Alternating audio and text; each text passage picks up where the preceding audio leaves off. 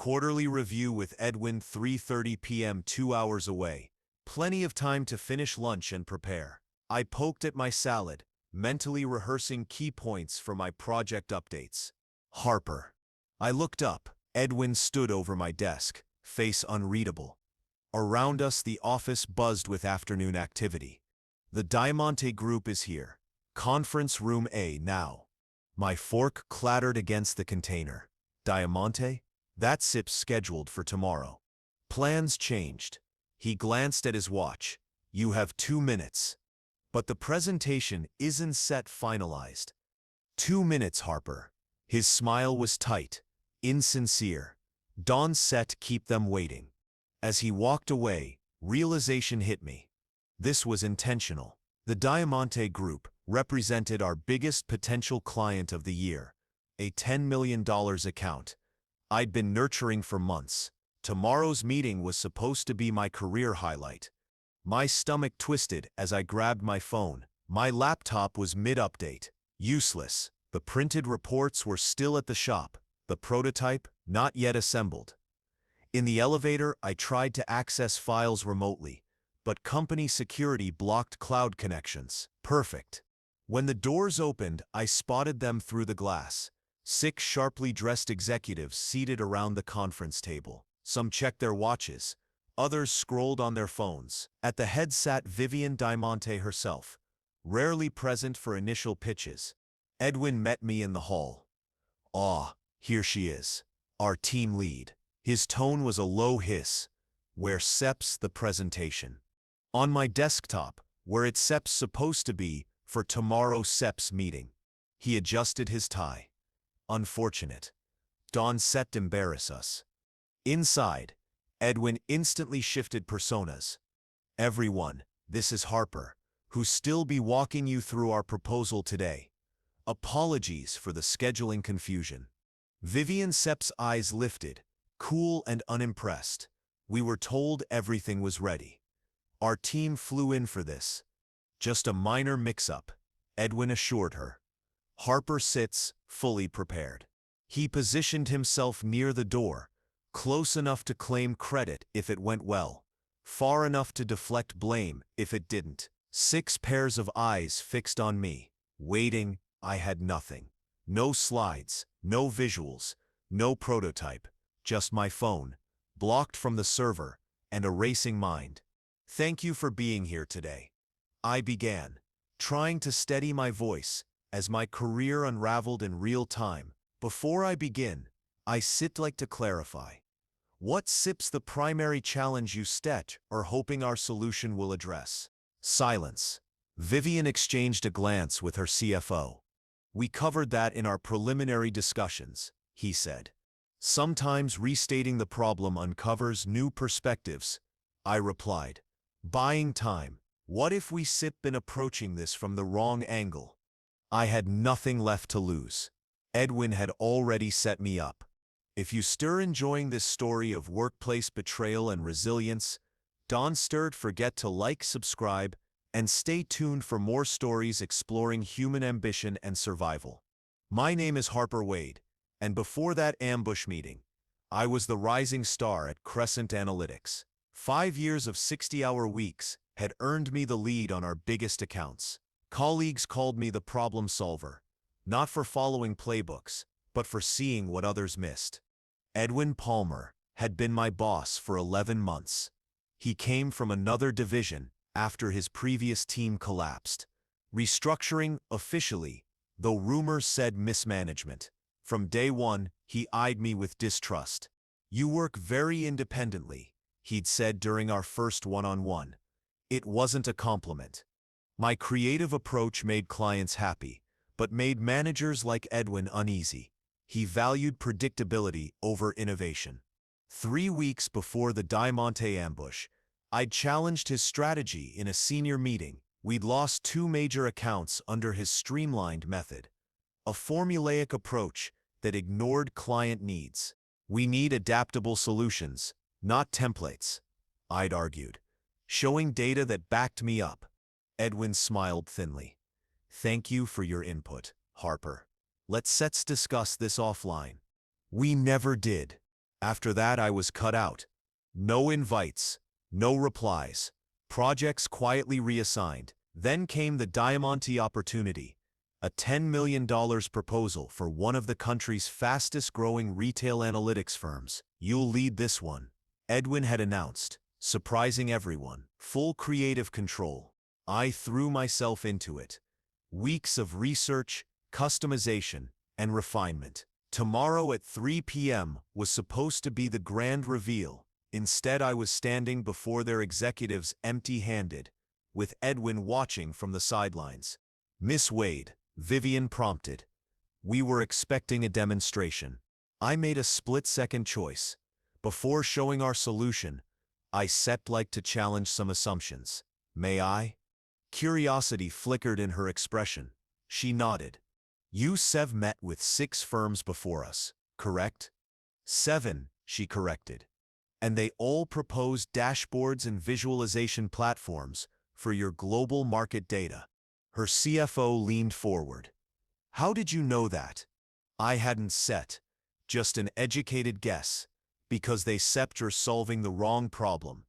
Edwin shifted uncomfortably. This wasn't the apology he expected. "Your company doesn't need better data visualization," I continued. "You already have top-tier analysts.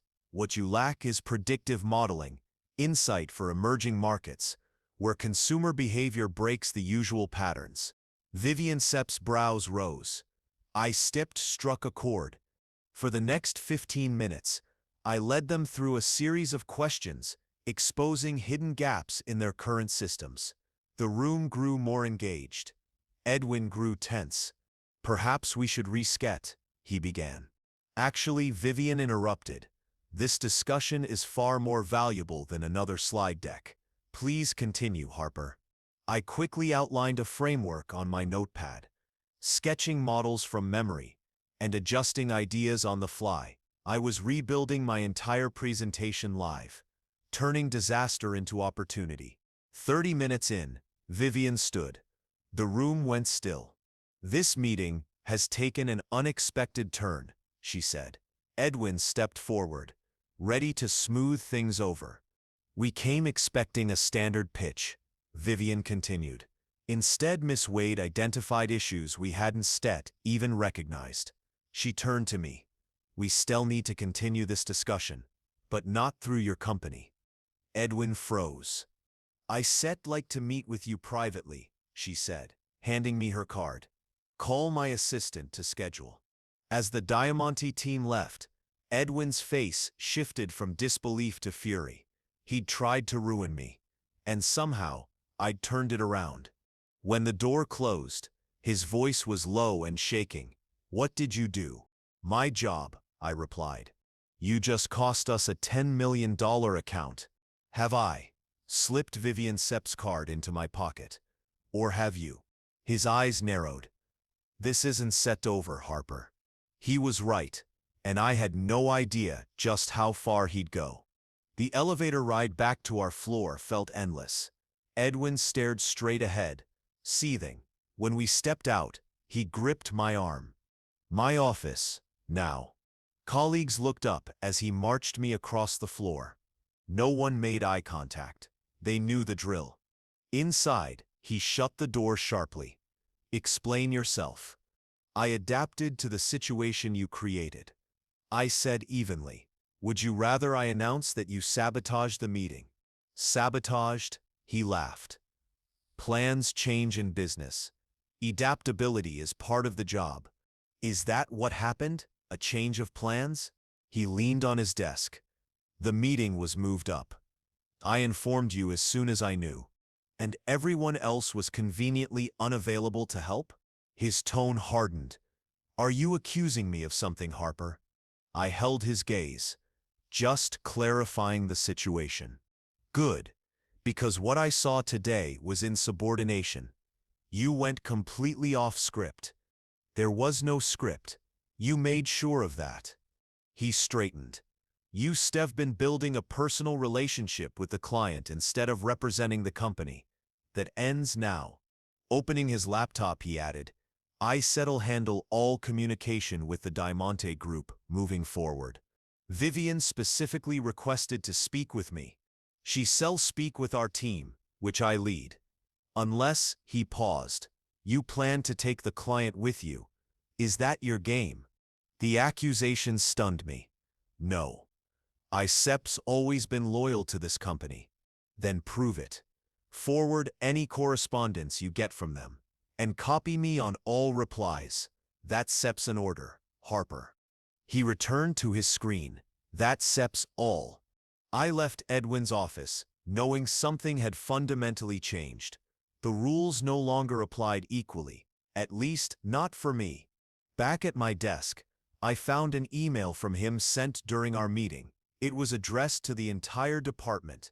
Due to recent concerns, all client communications must now go through proper channels. Team members are not to make promises or suggestions to clients without management approval. Additionally, all new business development will now follow a team-based approach rather than individual leadership, effective immediately. Edwin Palmer, Senior Director. The message was clear. My autonomy was being revoked. Moments later, my phone buzzed with a text from Zoe in accounting. Lunch tomorrow. Need to talk. Important. Zoe and I had joined the company 5 years earlier. I'd taken the analyst route while she advanced in finance. We'd stayed close, despite being in different departments. Noon.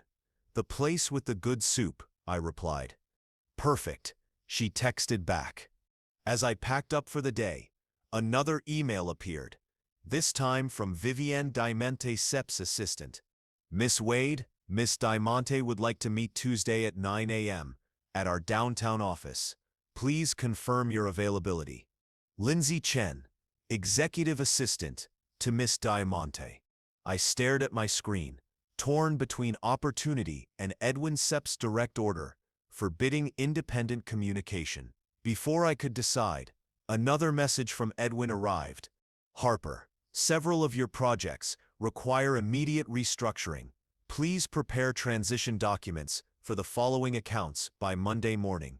He listed every major client I'd built, 5 key accounts representing years of effort. He was dismantling my entire portfolio. The choice became clear.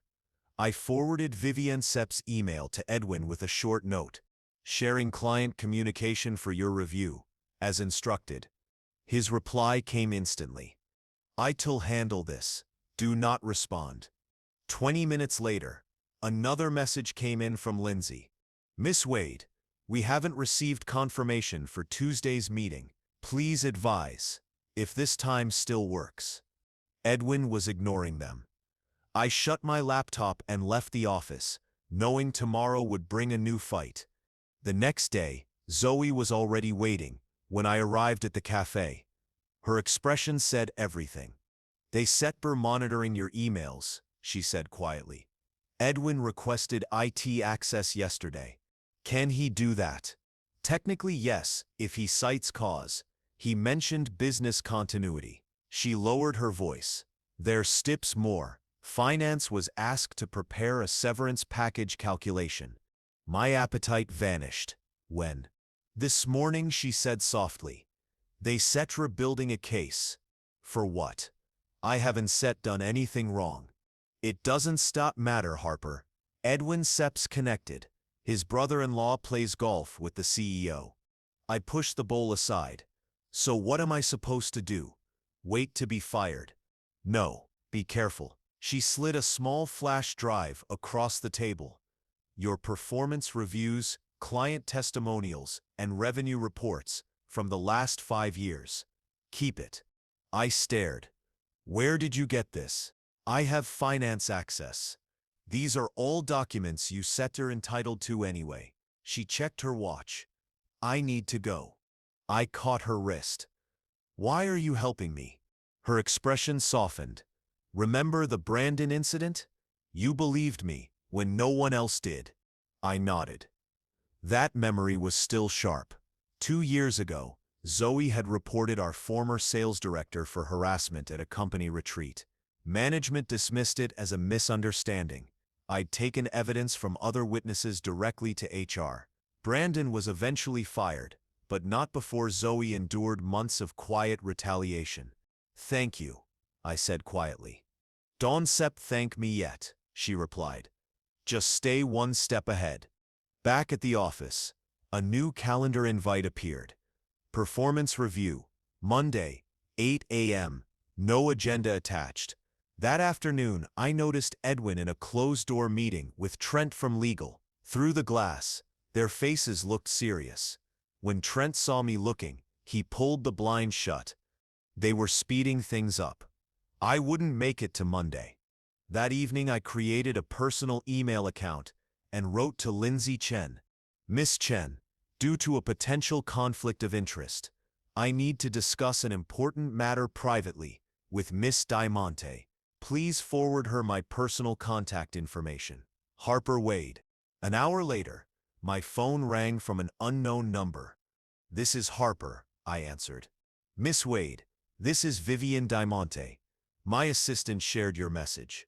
What's this conflict of interest about?" I took a breath. "Thank you for calling personally. I set me in a complicated position following our meeting." "Explain." "The presentation you attended was meant for the next day.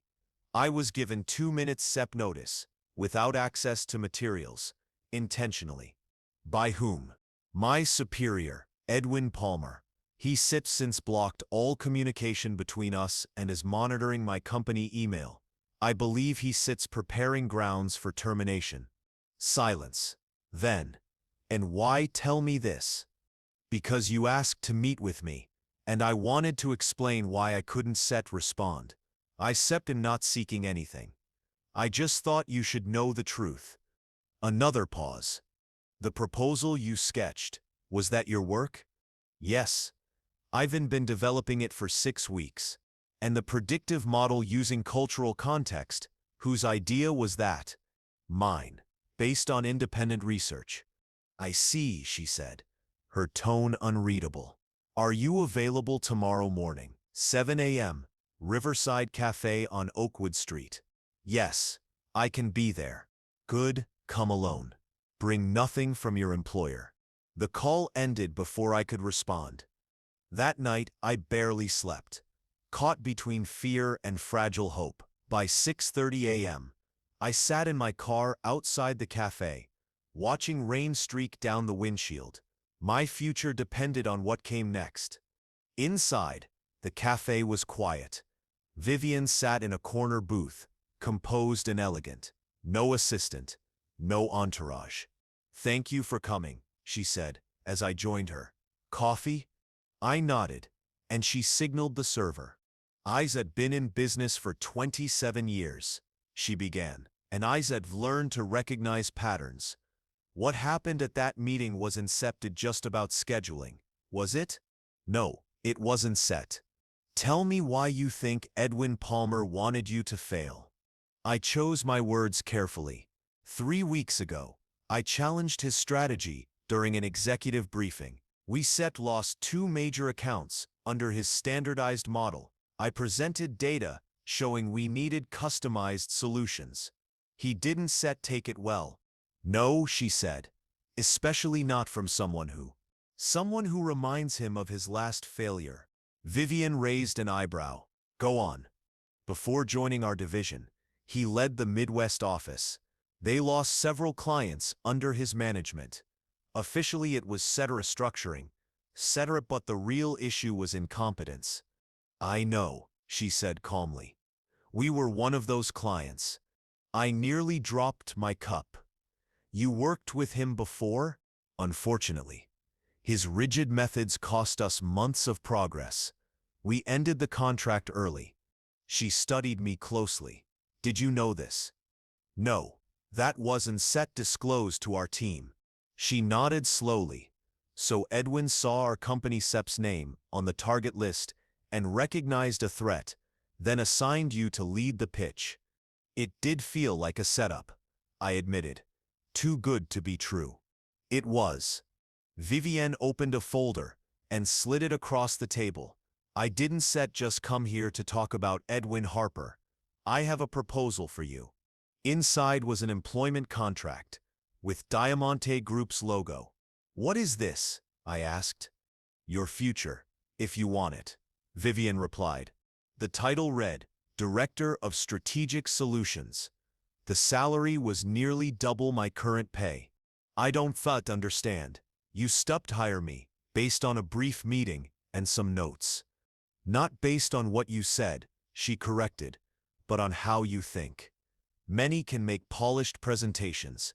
Few can identify the real issue beneath the surface." I closed the folder. "I can just walk away from my company." "Why not? You said they were preparing to terminate you." "It's not that simple." Vivian regarded me thoughtfully. "Loyalty is admirable, Harper, but sometimes misplaced." She glanced at her watch. "I don't need your answer today." If I did accept, I asked carefully, "When would you want me to start?" "Immediately. We said her presenting to our international partners next month, and I want your model integrated." Her meaning was clear. I'd have to leave Crescent Analytics without transition, abandoning long-term clients and unfinished projects. It felt wrong, yet staying seemed impossible. "I need a few days," I said quietly. I finally said, "You sought to have my answer by Monday, at 9 a.m. Vivian handed me her card, her direct number handwritten on the back. "Call me once you decided. And Harper, whatever you choose, be cautious." Saturday was spent listing pros and cons, but every argument led to the same conclusion. Accepting Vivian's offer was the only logical move. By Sunday afternoon, my decision was made. Monday arrived with quiet certainty. I dressed sharply, not for the performance review Edwin had scheduled, but for what would come after. The office was silent when I arrived at 7:30. I used the early hour to pack my personal items, leaving company property untouched. At 7:55, I walked into Edwin's office. He sat with Trent from legal, both expressionless. "Close the door," Edwin ordered. I stayed standing. "What's this about?" "Sit down, Harper," he said coolly.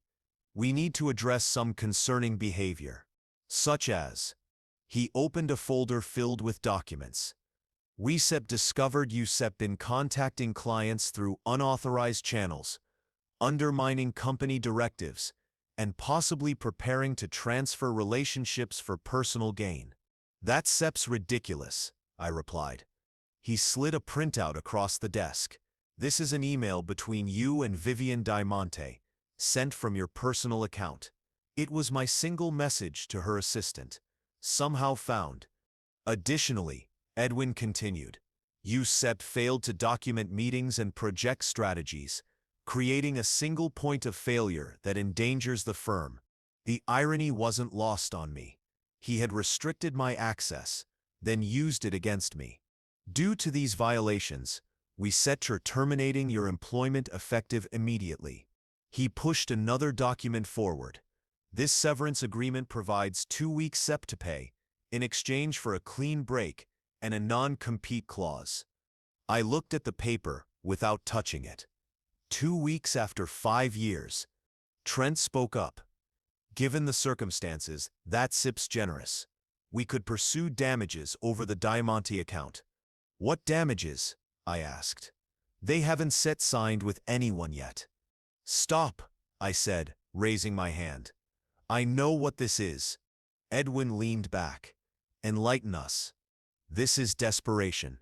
You recognized Vivian Diamante and feared she to remember your previous failure, so you sabotaged the presentation and tried to shift blame when it backfired." Edwin Sepp's jaw tightened. "The problem," I continued, "is that she did remember you. She told me your inflexible methods cost them months of progress. That's why they ended your contract in Chicago." He went pale. "You been discussing confidential business." I said been discussing my future. I corrected. "Which no longer includes this company." I placed a letter on his desk. "My resignation, effective immediately." He recovered fast. "Resigning doesn't void your non-compete. You barred from competitors for 12 months. Actually, I said, smiling, check clause 17B in my contract. The non-compete applies only if I stem terminated for cause or accept severance. Neither applies here. Trent flipped through my file, confirming it. Edwin Sepp's face hardened. You can Sept just walk out. You still been phasing me out for weeks, I replied. Consider this the conclusion. As I turned to leave, he called after me. You still never work in this industry again. I paused. We still see. Walking through the office, I noticed colleagues watching silently. Only Zoe met my eyes and gave a small nod. I'd already texted her the night before. Thank you for everything. I'm moving on to better things. Outside, I called Vivian. I've made my decision, I said. I set him listening. I accept your offer, with one condition. I need 2 weeks before starting. Why? There's something I need to finish. A brief pause. Agreed. 2 weeks, then you stir mine. Should I be worried? No, I said, just tying up loose ends. Those 2 weeks became my quiet preparation. I gathered information, spoke to past clients, and reconnected with former colleagues who had been pushed out. I studied Edwin's past roles, finding a trail of similar failures. Meanwhile, Edwin was unraveling. Without access to my development notes or client data, he struggled to rebuild what he'd dismantled. He emailed twice for transition details. I ignored both. On my final free day, Zoe texted, "He's presenting to the board tomorrow, taking credit for salvaging the Diamante deal." I replied, "Perfect timing." The next morning, I walked into Diamante headquarters as their new director of strategic solutions. Vivienne introduced me to her executive team, then led me to a conference room where 6 people waited, including board members from my former company. "Miss Wade," the chairman greeted me. "Your timing is impeccable. We were just reviewing the concerns Miss Diamante raised." For 2 hours, I listened as Vivienne laid out Edwin's record, client losses, staff turnover, and a pattern of claiming others' work while deflecting blame. "This morning," Vivienne concluded, "your senior director is telling your board he rescued the Diamante account.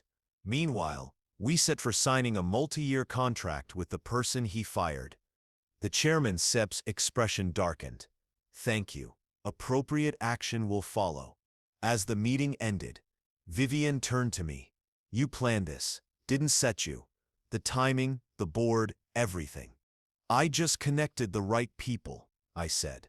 Her lips curved. "When you day, stir more strategic than I thought.